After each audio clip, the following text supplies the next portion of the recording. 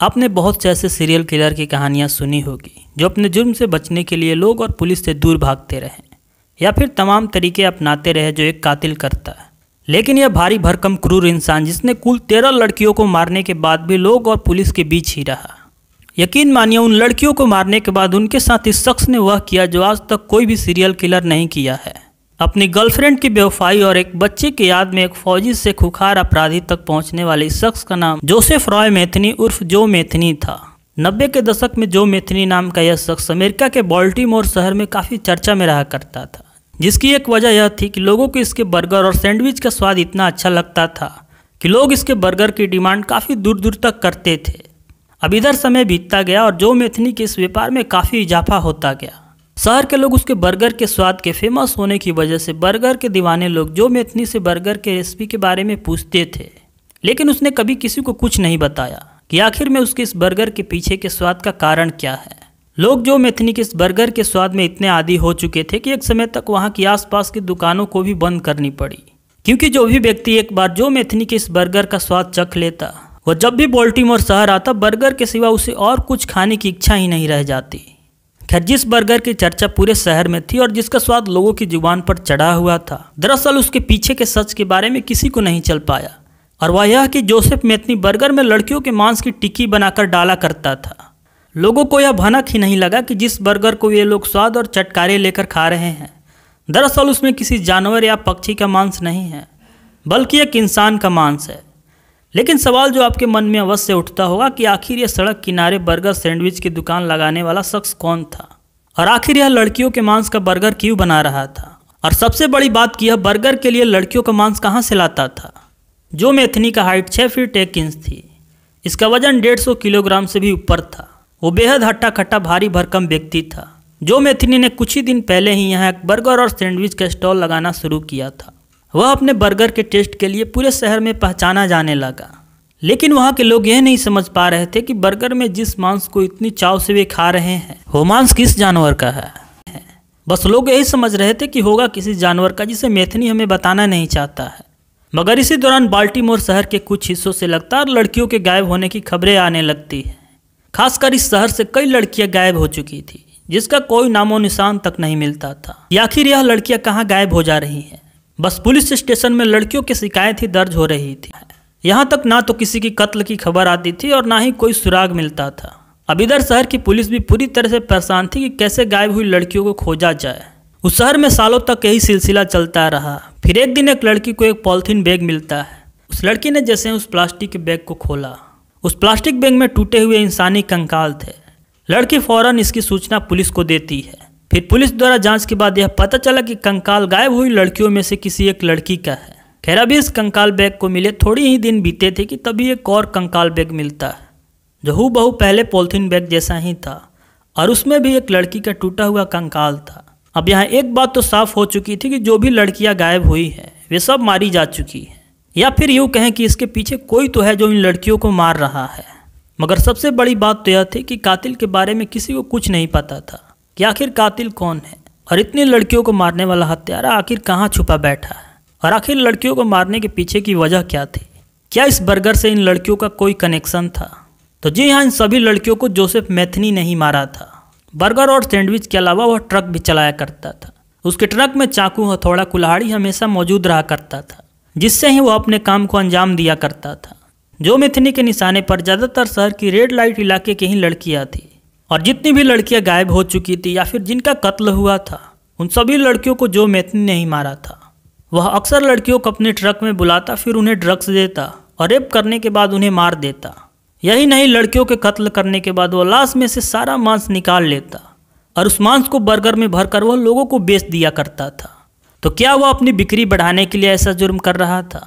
क्या वाकई उसका मकसद अपने बर्गर सैंडविच की दुकान को फेमस बनाना था, या फिर इसके पीछे का कुछ और ही कारण था? तो हुआ यह कि इस बार जो मैथनी अपने नए शिकार में था, और इसी बीच वह एक रीटा नाम की एक कॉल गर्ल को अपना शिकार बनाता है। पहले तो वह रीटा को अपने ट्रक में बुलाया, फिर उसके खाने में ड्रग दे दिया। इसके बाद जैसे ही रीटा बेसुध अवस्था में हो गई, वह रीटा को एक सुनसान इलाके में ले जाने लगा। खैर, जब रीटा को जैसे ही होश आया तो उसने देखा कि एक पुरानी बंद पड़ी फैक्ट्री है जहाँ आसपास कोई नहीं था। रीटा यह सब देखकर बहुत ज़्यादा डर चुकी थी और उसे एक अजीब सा डर लगने लगा। इसके अलावा रीटा पहले से ही मैथिली के ट्रक में चाकू, हथौड़ा और कुल्हाड़ी देख चुकी थी, इसीलिए वह समझ चुकी थी कि यह एक हत्यारा है। रीटा पीछे से ही हथौड़ा उठाती है और एक जोरदार वार से मैथिली के सिर पर दे मारती है। उस हथौड़ा का वार इतना तेज था कि जैसे ही जो के सिर पर लगता है वो कुछ समय के लिए वहीं बेहोश हो जाता है। इधर रीटा मौका पाकर वहां से भागती है और सीधा पुलिस स्टेशन पहुंचती है और पुलिस को जो मैथिली की सारी हकीकत बता देती है। रीटा की बातों को सुनकर पुलिस जैसे ही उस जगह पर पहुंचती है जहां जो मैथिली बेहोश हुआ था, तब तक वह वहां से फरार हो चुका था। लेकिन अब जो मैथिली के इस जुर्म की कहानी और उसके पीछे का शैतान पूरी दुनिया के सामने ही आने वाला था। इधर रीटा के मुताबिक जो का स्केच तैयार किया गया और थोड़े ही समय के बाद 150 किलोग्राम की इस दैत्य को पुलिस के द्वारा कैद कर लिया जाता है। इधर पुलिस की गिरफ्त में आने के बाद हत्यारे ने यह कबूल किया कि जितनी भी लड़कियां शहर से गायब हुई थी, उन लड़कियों के गायब होने में उसी का हाथ था और उसने ही उन सभी लड़कियों का कत्ल किया है। मैथिली ने बताया कि अभी तक वह कुल 13 लोगों को मार चुका है, जिसमें 3 आदमी और 10 लड़कियां हैं। मैथिली ने बताया कि वह सबूत मिटाने के लिए उन सारी लड़कियों के शरीर से उनके सारे मांस को निकाल लिया करता था और बर्गर बनाकर लोगों को बेच दिया करता था, ताकि कोई सुराग ही पुलिस के हाथ ना लगे और वह कभी ना पकड़ा जा सके। जो मैथिली की कहानी थोड़े समय पहले से ही शुरू होती है। अमेरिका का रहने वाला यह शख्स एक लड़की से प्यार करता था। लंबे समय तक यह दोनों एक साथ रहे। इन दोनों का एक बेटा भी था। अपने बेटे से मैथिली अपने जान से भी ज़्यादा प्यार किया करता था। मैथिली ट्रक चलाकर अपना परिवार चलाया करता था। ट्रक के इस जॉब में उसे ट्रक लेकर अमेरिका के दूर दराज शहरों में जाना पड़ता था। एक बार जब वह लंबे समय के बाद अपने घर आया तो देखता है कि उसके घर में अब ना तो उसकी पत्नी थी और ना ही उसका बेटा था। उसने लंबे समय तक उन दोनों को खोजने की बहुत कोशिश की, मगर उनका कुछ नहीं पता चल सका। यहाँ तक उसे जो भी मिलता उससे वो अपने बेटे और अपनी पत्नी के बारे में पूछता जाता। इसी दौरान उसे 2 व्यक्ति मिलते हैं। मैथिली अपने बेटे और अपनी पत्नी के बारे में उनसे पूछा तो उन्होंने मैथिली को बताया कि उसकी पत्नी किसी और मर्द के साथ रहने लगी है। इस पर जब मैथिली ने उनसे अपनी पत्नी का पता पूछा और जब उन्होंने उसकी पत्नी का पता बताने से साफ इनकार किया तो गुस्से में मैथिली ने उन दोनों का कत्ल कर दिया।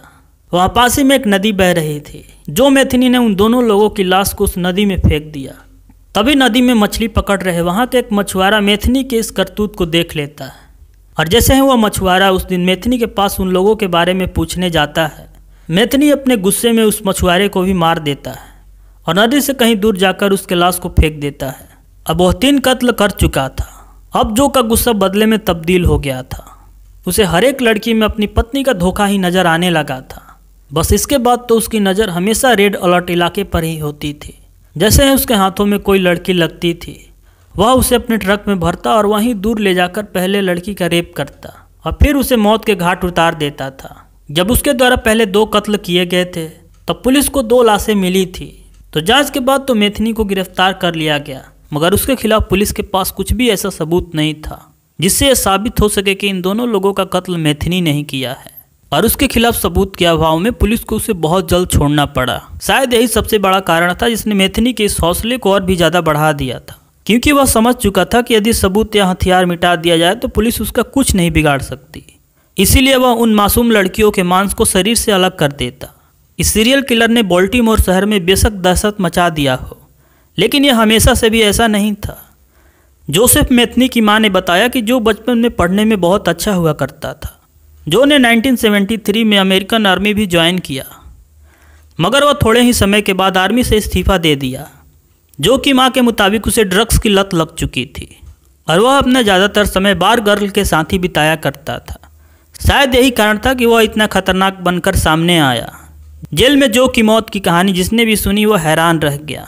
मगर इधर बाल्टीमोर शहर के लोगों के पैरों तले ज़मीन तब खिसक गई जब उन्होंने सुना कि जिस बर्गर का स्वाद इतने दिनों से उन्हें अच्छा लगता था, वह बर्गर दरअसल लड़कियों के मांस से बना हुआ था, जो इतने दिनों से लोग उसे खा रहे थे। जोसेफ मैथिली उर्फ जो मैथिली को कानून उसके इस जुर्म के लिए उम्र कैद की सज़ा सुनाती है, मगर थोड़े समय बाद ही उसकी जेल में ही मौत की खबर आती है। मगर यह बात लोगों के सामने कभी नहीं आ पाई कि इस खतरनाक किलर की नेचुरल मौत थी या फिर जेल में किसी ने इसका कत्ल कर दिया था। खैर, जैसा भी हुआ, ऐसे लोगों का मरना ही हल है, क्योंकि ऐसे लोग इंसान के रूप में एक भेड़िया होते हैं। तो आज की हमारी यह कहानी यहीं पर समाप्त होती है और आई होप आपको यह कहानी अच्छी लगी हो। तो मिलते हैं किसी और रियल स्टोरी के साथ किसी नेक्स्ट वीडियो में। तब तक बाय एंड टेक केयर।